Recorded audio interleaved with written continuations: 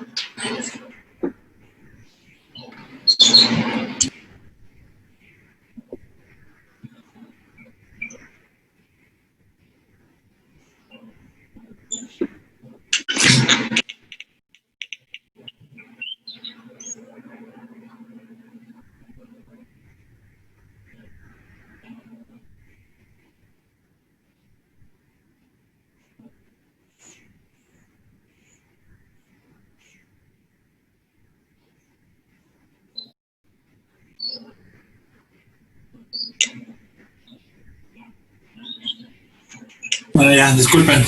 Ya se escucha, ¿verdad? Un mensaje. Sí, doctor.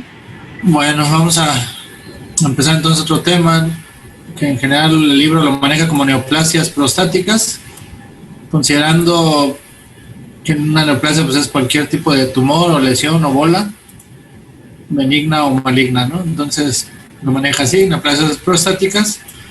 Entonces, a ver, alguien que me quiera comentar algo de qué trata este capítulo, de lo primero que vamos a ver, que es la neoplasia prostática más común, benigna, lógicamente. ¿Alguien? ¿Puedo participar? Sí, claro. Okay. Bueno, pues primero se nos comenta que, bueno, es importante recordar que la próstata tiene tres zonas, una zona periférica o una zona de transición y una zona central. El 60 al 70% de las neoplasias se presentan en lo que es la zona periférica, un 10 o un 20% en lo que es la zona de transición y un 5 al 10% en lo que es la zona central. En el caso de la primer próstata, del primer caso que vamos a ver, que es la hiperplasia prostática benigna, esta se va a originar en lo que es la zona de transición. Esta pues es muy común en los hombres y por lo general a los 75 años un 50% de las personas o de los hombres comienzan a tener problemas con lo que es la disminución de la fuerza y con la disminución de la fuerza en el chorro urinario, así como también disminuye el volumen del mismo. Pues tiene que, uno de los factores de riesgo es que se tenga predisposición genética, o también mencionaba que la raza tiene mucho que ver. Es lo que recuerdo. Muy bien. Dale. Es Josué, ¿no? Sí, Josué. Muy bien. Bueno. ¿Alguien algo que quiera participar o vamos viendo conforme vamos avanzando? ¿Alguien?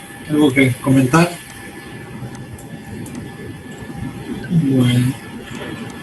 Bueno, vamos a ir checando y vamos preguntando en dado caso. Vamos a empezar entonces, neoplasias prostáticas. Como dijimos, aquí lo manejan desde dos puntos de vista: la neoplasia prostática benigna, por así decirlo, o hiperplasia prostática. Aquí lo metieron en este capítulo. Normalmente pues no se considera una neoplasia como tal, pero bueno, aquí está incluida en este capítulo. Es la hiperplasia o el crecimiento de la próstata, ¿no? Se llama hiperplasia prostática obstructiva o benigna. Cualquiera de los dos nombres lo pueden encontrar ustedes: HPV o HPO, hiperplasia prostática obstructiva o benigna. Entonces, lógicamente es de las enfermedades más comunes que vemos nosotros en urología y de las más comunes también que se presentan en todos los hombres después de 50, 60 años, dependiendo. Entonces va a ser muy común que ustedes encuentren pacientes con esta patología, incluso como médicos generales. Este padecimiento o este problema se da en esta glándula que se llama próstata y que pues es la que más genera problemas en un hombre, ¿no? El órgano que más genera problemas pues, sería la próstata. Hay una clasificación, como dice, normalmente, o hay muchas formas de clasificarlo, lo habíamos comentado creo que en la anatomía, pero bueno, la más común es esta clasificación que se llama de McNeil. Esta persona pues lo clasificó en 5 partes, de las cuales las 3 son las más importantes. Por ejemplo, una zona fibromuscular y la región de la glándula pues son como que adjuntos a la próstata. Las más importantes son la zona central, que está marcada aquí con la A, que es en esta parte esta es la uretra que cruza la próstata, y esta es la parte que sería la zona central. La zona de transición, que es la C, que rodea la uretra prácticamente, es esta, y la zona periférica, que es la D. Entonces, ahorita lo comentaron. La importancia de estas zonas, en dado caso, ¿cuál sería? Pues que en una de estas zonas se da principalmente la hiperplasia y en la otra es más común el cáncer. ¿En cuál comentamos? ¿Cuál es la zona en la cual es más frecuente el cáncer y cuál la hiperplasia? A ver, ¿alguien? Cáncer en la zona periférica y hiperplasia en la de transición. Así es. Entonces eso es lo más común es que se dé en esta zona. La hiperplasia siempre va a ser en la zona tradicional, eso sí es casi un hecho. La zona periférica, la mayor cantidad de cáncer es en la zona periférica, no todos, pero la mayoría, 70-80%. De ahí puede ser que en la zona de transición se dé otro porcentaje menor, 10%, y en la zona central un 5%, ¿no? Entonces puede variar, pero el principal zona es la periférica, como dice aquí, hasta el 70% de los cánceres pueden darse en esta zona. Y en la hiperplasia, pues la zona de transición es la que está afectada. Entonces vamos a ver primero la hiperplasia prostática benigna o hiperplasia prostática obstructiva. Es el tumor benigno más común en hombres, lo habíamos comentado. Y un poquito de epidemiología, pues dice que es un padecimiento que conforme va avanzando la edad va afectando a más personas, más hombres. Por ejemplo, entre 40 y 50 años, pues solo el 20% pudieran llegar a tener este problema. Ya si llegamos a pacientes más de 50 años, hasta la mitad puede tener problema, y si llegamos a más de 80 años, pues casi todos, ¿no? Hasta el 10% puede llegar a tener una hiperplasia prostática. Ahorita vamos a ver que el crecimiento único de la próstata no va a generar el problema como tal. O sea, es diferente decir tiene una próstata grande o crecida o hiperplásica a tener la enfermedad como tal, que se llama, o que la definimos así como hiperplasia prostática obstructiva, o por eso se llama, o por eso a veces le llaman obstructiva, porque es cuando ya genera problemas. Pues el puro crecimiento de la próstata no siempre va a generar los problemas. Hay pacientes que tienen próstatas muy grandes y que no tienen síntomas urinarios y que no hay que hacerles nada por el simple hecho de tener una próstata grande. Al contrario, puede haber próstatas más pequeñas que tengan muchas molestias, que no pueda orinar el paciente y que lo tengamos que operar. Entonces, para que tengan esa idea de que, uno, conforme vamos creciendo, la próstata va a ir creciendo, conforme los hombres vamos aumentando de edad, va a ir creciendo la próstata. Otro, no, el crecimiento único no refiere a enfermedad. Como les dije, próstatas grandes, si el paciente no tiene síntomas y no tiene otro dato, pues no es necesario hacerle nada. Pacientes con próstatas pequeñas y problemas para orinar, pues les tienes que hacer algo, ¿no? Un tratamiento. Entonces, para que tengan la idea, pues se queden con esa idea de que el volumen no lo es todo. O sea, el crecimiento de la próstata como tal no lo es todo. Se necesitan llevar otro tipo de pues, necesitan suceder otro tipo de cuestiones para que se dé la enfermedad como tal. Dentro de los factores de riesgo, pues, como decían, se cree que puede haber una predisposición genética de tipo autosómico dominante. Sí, se ha visto que a lo mejor los familiares u hombres que padecen esta enfermedad, pues sus hijos pudieran llegar a tener más riesgo de presentarla también.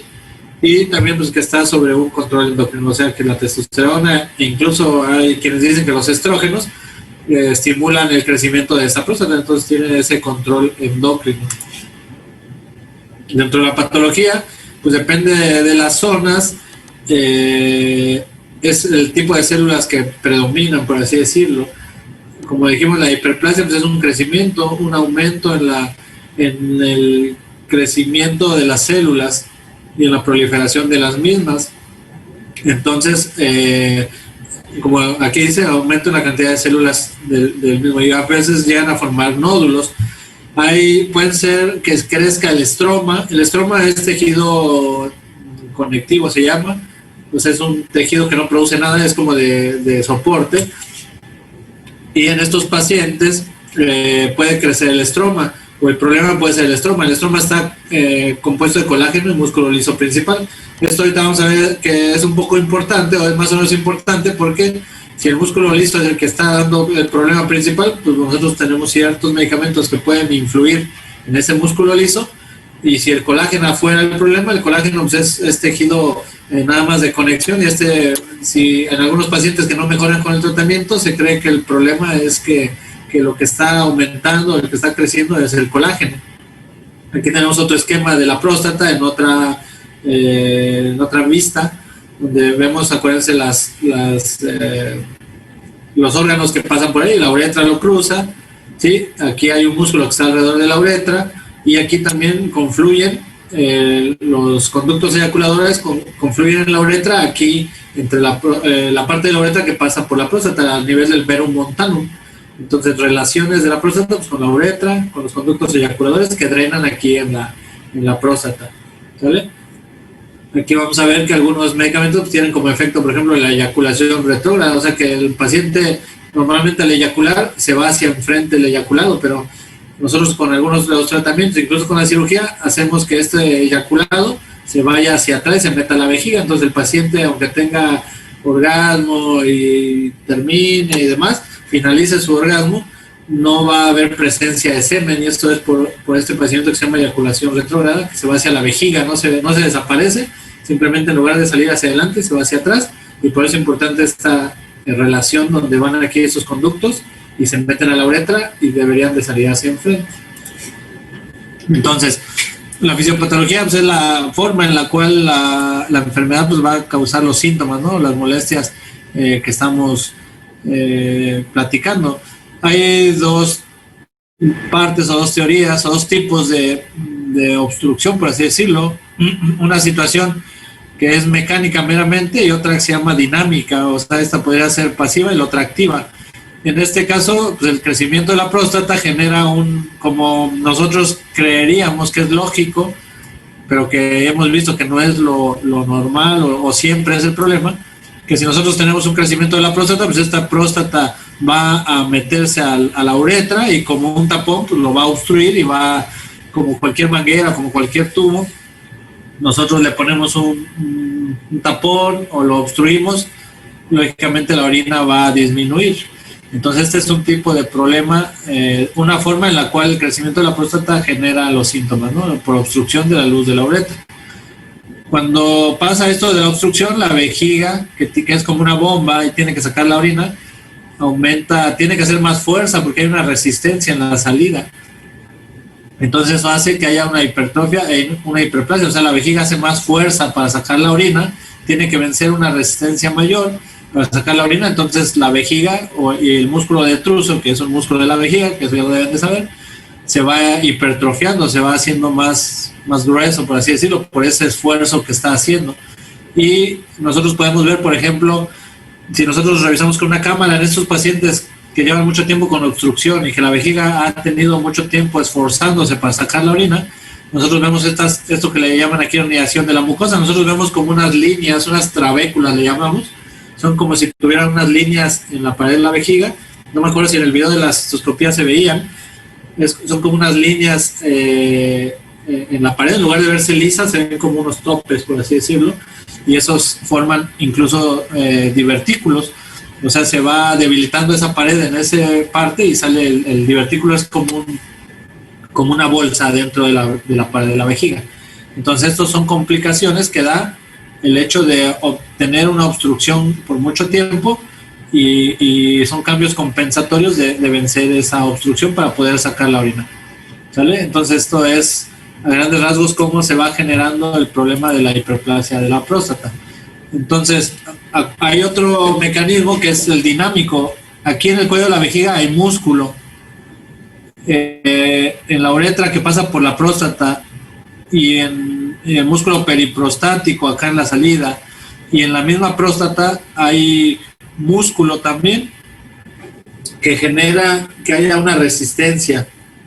Y este es el otro componente de la obstrucción que se llama dinámico, o sea, el tono es el que da la resistencia. O sea, aquí una parte, les decía, es la obstrucción de la próstata, pero pues hay veces que la próstata no está obstruyendo completamente. Entonces, ¿qué es lo que pasa?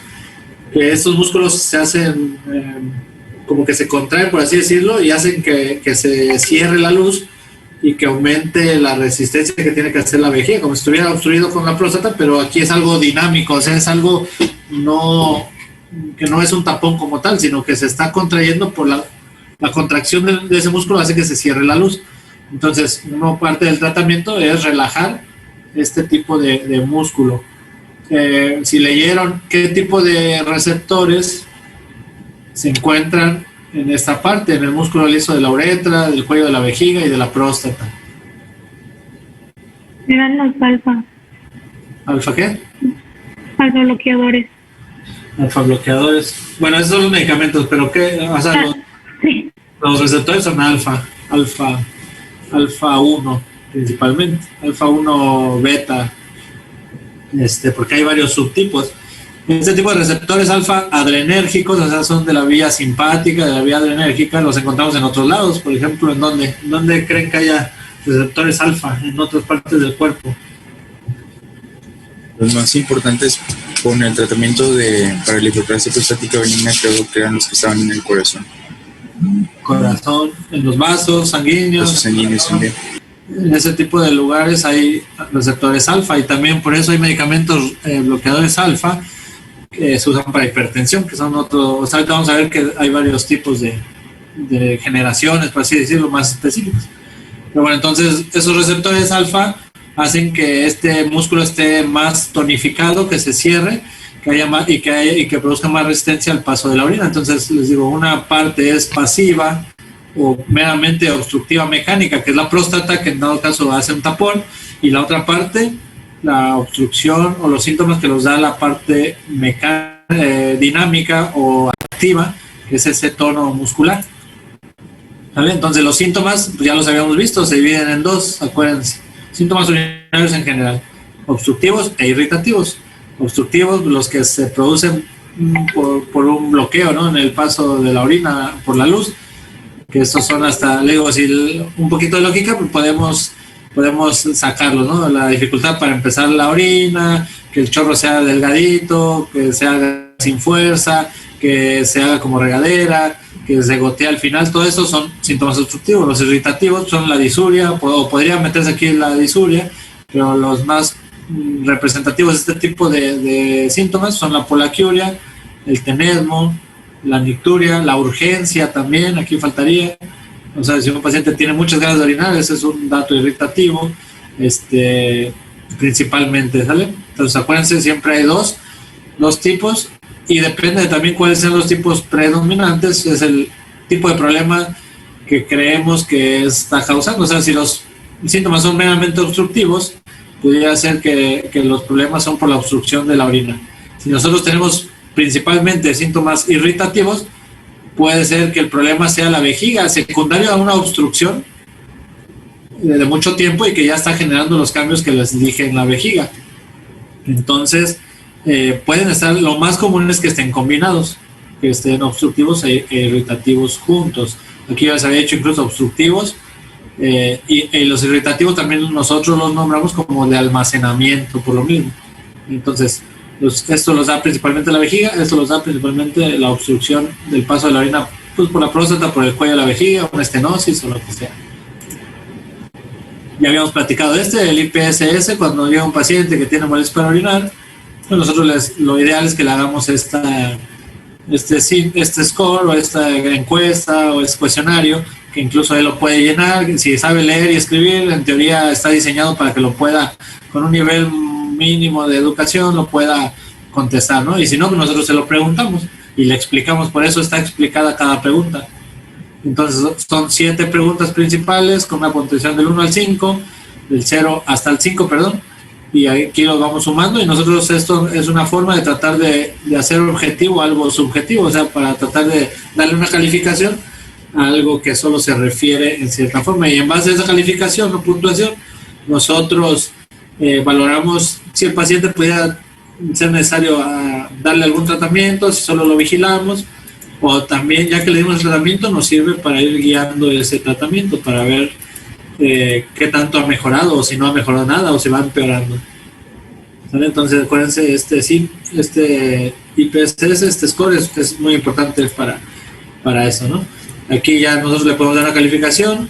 Si lo tenemos de 0 a 7 lo consideramos leve, de 8 a 19 se considera moderado, y arriba de 20 hasta 35 pues se considera grave, ¿no? Que también es cierto, que de 20 a 35 hay mucha diferencia, pero bueno, no sé, en general les digo, es una forma de tratar de hacer objetivo, y para estudios y para comprobar medicamentos, pues se ha hecho esta forma, y es la más aceptada al final de cuentas. Los datos clínicos ya los vimos ahorita, síntomas urinarios, obstructivos principalmente. Si ya está alterada la vejiga, pues pueden ser combinados. Los estudios pues van a ser los comunes. Siempre a un paciente que llega por un problema a urología o de urología, pues tenemos que tener un examen de orina de preferencia. ¿Sí? ¿Por qué? Porque los síntomas pueden ser ocasionados por infección, o a lo mejor hay hematuria que no se ve, que no es macroscópicamente, pero la encontramos en la microscopía. Aparte del análisis de orinas, podríamos confirmar con una valoración renal, ¿no? Una creatinina sérica para ver cómo está la función. Esto en caso de que creamos que esta obstrucción nos está dando problemas a nivel de los riñones. Lo básico en la primera consulta o en las primeras consultas pues sería mínimo un estudio de orina, y dependiendo de la edad, pues el antígeno, ¿no? Normalmente se recomienda que arriba de 45 años, en algunos lados dicen que arriba de 40. Pero bueno, de 45 para arriba, si le mandan un antígeno, no hay por qué dudar, ¿no? Está bien. Y el antígeno no se considera como un estudio para detectar hiperplasia prostática. El antígeno prostático es un estudio que nos sirve para tratar de identificar pacientes con riesgo de cáncer, para que tengan esa idea. ¿Sale? El antígeno no sirve para hiperplasia, sirve para cáncer, y para eso lo mandamos. O sea, el nivel o el valor del antígeno no nos va a dar otro dato más que, está muy alto, el paciente tiene probabilidad de cáncer, está bajo, tiene menos probabilidad de cáncer. Eso es lo que nos va a decir al final el antígeno, pero es un marcador en el cual nosotros podamos confiar en detectar pacientes que pueden tener ese riesgo de cáncer a una etapa temprana. Aquí tenemos nosotros, por ejemplo, un ultrasonido. Estos estudios, después ya que tenemos pues, los datos clínicos, la parte clínica y los estudios de laboratorio, normalmente les vamos a pedir un ultrasonido o un estudio de imagen. Lo mejor es hacer un ultrasonido. Ahora, el tipo aquí es importante, ya se había comentado, los ultrasonidos que se piden a estos pacientes no son ultrasonidos prostáticos, son ultrasonidos vesicales de vaciamiento o vesical pre y postmiccional. ¿Qué es lo que queremos nosotros valorar? Pues sí, el volumen de la próstata, pero más importante es saber si el paciente está orinando y qué cantidad de la que le cabe a su vejiga orina él. Por ejemplo, aquí podemos detectar pacientes que le caben 1 litro a su vejiga, que no es normal, y que dejan 700, pues está en retención ese paciente. O podemos detectar pacientes que le caben 200 mililitros y no dejan nada.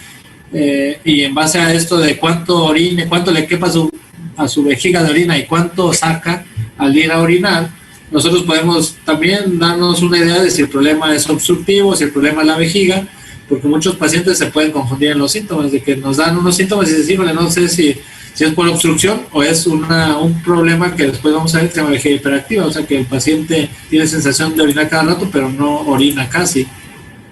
Entonces este ultrasonido nos va a servir, entre otras cosas, también para descartar piedras o alguna otra situación que esté generando los síntomas. Pero bueno, nosotros entonces lo vamos a pedir así el ultrasonido, no vamos a pedir un ultrasonido prostático, vamos a pedir un ultrasonido vesical pre y postmiccional o vesical con vaciamiento, con medición de vaciamiento, como dependiendo en varias zonas se cambia la forma de pedirlo. Pero bueno, al final tenemos que definir al radiólogo que queremos que valoren cuánto le cabe la orina y cuánto sale y cuánto le queda, y el volumen prostático, lógicamente ahí se lo ponen ustedes en la descripción de lo que les interesa saber.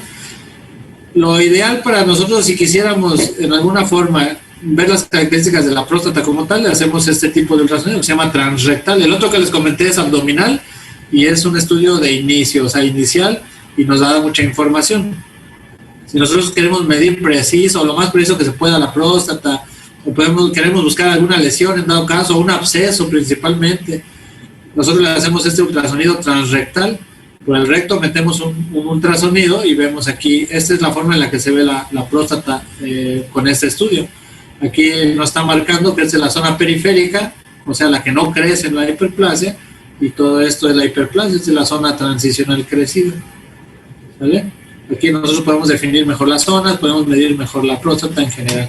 Entonces la parte que nosotros nos está dando problemas para orinar, pues es esta parte. Entonces vamos a mandar los estudios que sean necesarios. Ahora hay complicaciones. Si nosotros, este es un ultrasonido abdominal, por ejemplo, aquí se ve también la próstata en otro, pero el otro era transrectal, este es a través del abdomen. Nosotros valoramos así la próstata, también se puede valorar así. No es tan preciso, pero nos sirve, o sea, para lo que queremos nos sirve. Y lo importante, lo que le decía, es ver cómo está la vejiga, ¿no? Si la vejiga, qué tanta cantidad de orina hay y cuánta orina, lo mandas a orinar y le vuelves a hacer ultrasonido y cuánta orina le queda. Esta obstrucción crónica, o si un paciente se obstruye completamente por la próstata, se va a llenar la vejiga y al final va a dañar los riñones. Si nosotros tenemos esta situación que el paciente nos dice que sí son muy severos sus síntomas, un paciente de muchos años, o que incluso tiene una elevación de la creatinina, que llega con 2 de creatinina, 3, una opción es medir también, valorar los riñones. ¿Por qué? Porque en estos casos de obstrucción, los riñones se van a presentar dilatados, y en esos casos nosotros le tenemos que poner una sonda al paciente para drenar la orina, para que ya pueda orinar bien, y la otra para liberar y proteger los riñones. Entonces es importante que sepamos, y que un estudio de imagen nos puede dar mucha información. Entonces lo normal que yo pido, por ejemplo, es un ultrasonido renal y vesical con medición de orina residual, le pueden poner, o pre y postmiccional, yo le pongo así, pre y postmiccional. Y eso, pues ya nosotros tenemos cubiertos riñones, tenemos cubierto vejiga, la próstata, vemos, incluso ahí nos detecta si tiene una piedra, si tiene alguna otra situación, ¿no? Si están dilatados los riñones, que es importante, como les comentaba. Ya si tenemos duda por alguna razón, pues ya saben, ¿no? Tenemos estudios contrastados, urograma, cistografía, tomografía. Pero bueno, de un inicio el ultrasonido nos es muy útil y nos da mucha información. Nosotros, la cistoscopía normalmente no se hace, es otro estudio si nos quedan dudas en el ultrasonido, en la valoración. Bueno, nos faltó que en la parte de la revisión, después del interrogatorio, en la exploración, a todos los pacientes, en teoría, que van, o sea, en edad de 45 para arriba o de 50 para arriba, hay que hacerle de preferencia un tacto rectal. Ese tacto rectal es obligatorio en teoría en pacientes con la próstata. ¿Por qué? Porque hay pacientes que el antígeno prostático puede estar normal, pero tener riesgo de cáncer. Si nosotros hacemos un tacto, podemos detectar lesiones. Entonces estos pacientes, aunque tengan el antígeno normal, si nosotros le hacemos el tacto y no está normal, tenemos que mandarlos a hacer una biopsia o alguna otra situación. La cistoscopía es en casos, puede ser un complemento en casos de que, por ejemplo, estamos valorando a un paciente con hematuria. Aquí sí, ¿por qué? Porque puede tener un tumor vesical la causa de la hematuria. Pero como tal, para hiperplasia no es tan común usarla, no está indicada como tal, aunque sí nos puede ayudar también a identificar otras enfermedades para hacer un diferencial. Por ejemplo, una cicatriz en el cuello de la vejiga, una cicatriz en la uretra u otro tipo. Que esto también nosotros lo tenemos que considerar desde que estamos haciendo el interrogatorio. Acuérdense que la próstata no es la única enfermedad que da problemas para orinar. Puede ser un problema de vejiga, puede ser un problema de cicatrices en la uretra que se llaman estenosis.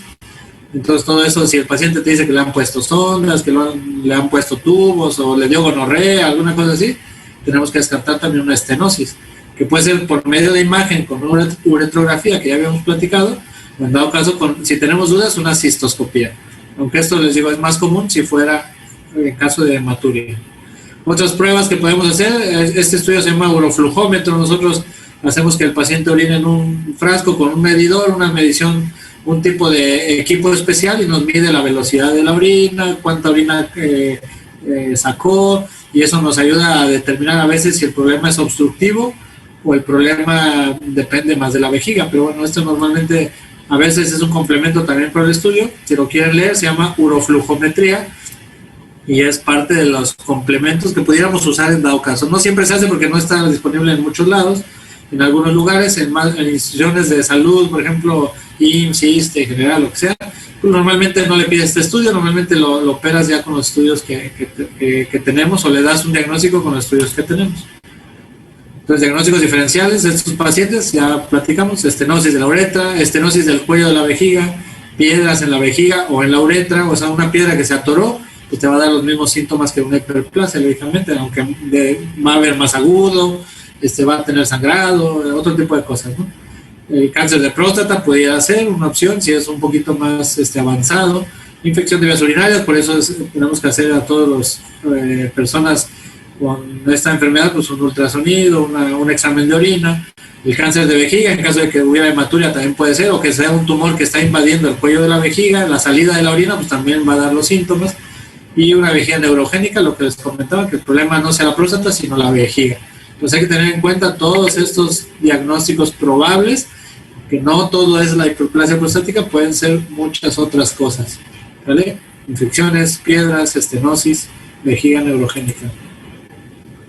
El tratamiento, entonces ya aquí entrando al tratamiento, pues todo depende de los síntomas del paciente, de la valoración general, que si tiene piedra o no tiene piedra, aparte, si el paciente puede orinar o no orina. Entonces todo esto va a definir qué tan grave es. Entonces una opción de tratamiento pues es vigilancia, no hacer nada. Nosotros valoramos al paciente, a veces vienen por la edad nada más, tengo tantos años, quiero valorarme, ¿no? Ya le mando los estudios, si es que es necesario, el examen de orina, antígeno, si no tiene síntomas, pues a veces el ultrasonido ya no es necesario, pero si tiene síntomas se lo mandas y le haces el IPSS. Si el paciente está entre 0 y 7 y no le ves tú en el interrogatorio ya dirigido, no ves algún dato importante, pues le comentas que lo mejor es no hacer nada ahorita, lo vas a vigilar. El antígeno, es decir, pues es cada año de preferencia. Si sale bien antes de los 50 años, lo puedes pasear 2 o 3 años, pero bueno, lo ideal es para mayores de 50 años, pues cada año se lo hacemos. Nada más explicarles eso, que ahorita no requiere un tratamiento como tal y que se le va a dar una vigilancia y un seguimiento. Y si cambiara esa situación, para eso son los seguimientos, pues tendríamos que volverlo a evaluar y ver si requiere otro tratamiento. Entonces, dentro de los manejos, si el paciente ya dice, no, pues yo no me gusta como orino, tiene un IPSS moderado o grave, nosotros iniciamos con un tratamiento que casi siempre es un alfa bloqueador, por lo que comentamos ahorita de la parte de los receptores que influyen en estos problemas para orinar. Como les decía en un principio, si por ejemplo la parte que creció y que está dando los problemas es la parte muscular del músculo liso, que ese fuera la parte principal, los alfa bloqueadores nos van a dar muy buen éxito. Si la parte del colágeno es la que creció, pues el colágeno no se cambia con los medicamentos, entonces van a ser pacientes que van a mejorar menos con el tratamiento. Entonces les decía, pues estos bloquean los alfa 1 receptores adrenérgicos que están en el cuello de la vejiga, en la próstata, en el músculo de la uretra, ¿sí? Entonces eso hace que se relaje este músculo y el paso de la orina, la orina pase sin tanta resistencia, o sea, le quita esa fuerza o esa resistencia a la vejiga para que con menor esfuerzo pueda sacar mejor la orina. Ahora hay varios tipos, hay lo que comentaban ustedes, hay la prazoxina, por ejemplo, son antihipertensivos. Estos receptores están en los vasos, están en el corazón y pueden tener efectos secundarios. Por ejemplo, estos pacientes se hipotensaban, les dolía la cabeza, tenían algunos otros efectos. Normalmente estos ya no se utilizan para la parte de la hiperplasia. La terazocina, en algunos lugares donde no hay medicamentos del sector salud, eso pudieran llegar a usarlos, pero no es tan común. Estos se dan 2 veces al día, la terazocina y doxazocina 1 vez al día, pero actualmente usamos, se ha visto que los receptores alfa 1 adrenérgicos son los más selectivos de la vejiga, entonces los medicamentos ahorita lo están haciendo, tratar de hacer selectivos a esa parte de la orina, ¿no? Para que solo afecte a la parte urinaria.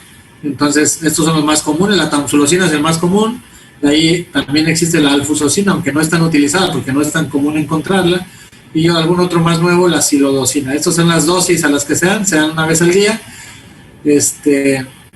y normalmente nos ayuda a mejorar mucho los síntomas urinarios. Estos actúan pues rápido, ¿no? Si ahorita tiene un problema, le das al paciente la pastilla y en unas horas ya tiene un efecto mejor. Aquí ahora hay los inhibidores de la 5-alfa reductasa. La 5-alfa reductasa es una enzima que actúa en la transformación de la testosterona en la dihidrotestosterona. La dihidrotestosterona es la parte activa de testosterona y es la que actúa en los receptores y es la que activa todos los efectos de la testosterona. Entonces el crecimiento de la próstata depende mucho de esta sustancia, de la dihidrotestosterona. Entonces este medicamento se utiliza, pero esto es más a largo plazo, y esto es cuando el colágeno principalmente es la parte principal que ha crecido de la próstata. El otro no le hace tanto efecto y lo que necesitamos es influir en la 5-alfa reductasa, y este tiene un efecto más a largo plazo. Dentro de los efectos, ¿qué es lo que hace? Reduce el tamaño de la próstata, disminuye ese crecimiento de la misma, y después su máximo efecto es a los 6 meses. Entonces en un lapso de 6 meses, en teoría el volumen prostático puede disminuir hasta la mitad incluso, y también tiene un efecto secundario en el antígeno prostático. Esto es bueno y malo, pero casi siempre es malo porque un paciente que nosotros estamos valorando por riesgo de cáncer y no sabemos que le están dando este medicamento o no sabemos su efecto y se lo damos, pues ahorita llegó con 10 y después va a llegar con 5 y vamos a creer, no, ya está bien, ya no tiene riesgo de cáncer o de 4, ¿no? Pero en realidad es un efecto del medicamento y estamos como ocultando el valor real del antígeno. Entonces hay que tener mucho cuidado en pacientes que tomen finasteride o dutasteride, que son los más comunes. Aquí están los nombres. Estos hay que tener en cuenta que si él tiene un antígeno de 4, en realidad tiene 8. Si tiene 3, en realidad es 6. Si lleva 6 meses de tomarlo, normalmente su valor es la mitad de lo normal. Ahora, este medicamento tiene buenos resultados a largo plazo en el aspecto de que se ha visto que disminuye el riesgo de sangrados. Los pacientes con hiperplasia también pueden tener sangrado activo en algunos casos, y hay veces que hasta que lo operamos se quita ese sangrado. Digo, son muchas cosas que puede haber, pero con este medicamento se ha visto que a largo plazo puede disminuir el riesgo de sangrado, puede disminuir el riesgo de obstrucción urinaria. Entonces un medicamento efectivo cuando está bien indicado, y tener en cuenta nada más esta situación del antígeno prostático. Y este medicamento se indica en próstatas mayores de 40 gramos principalmente. Abajo de este valor normalmente no tiene o no se considera que sea efectivo o que sea necesario darlo. ¿Sale? Pues ahorita ya queda menos de un minuto, entonces yo creo que vamos a continuar el día de mañana. Vamos a terminar la parte del tratamiento y yo creo que empezaremos a ver la parte de cáncer de próstata. ¿Sale? Y las dudas que les genere o que se les haya presentado entre la plática y lo que leyeron, pues también nos las hacen saber. ¿Sí? ¿Está bien? Y ¿sabes qué, Yami? A ver si en algunos días de la semana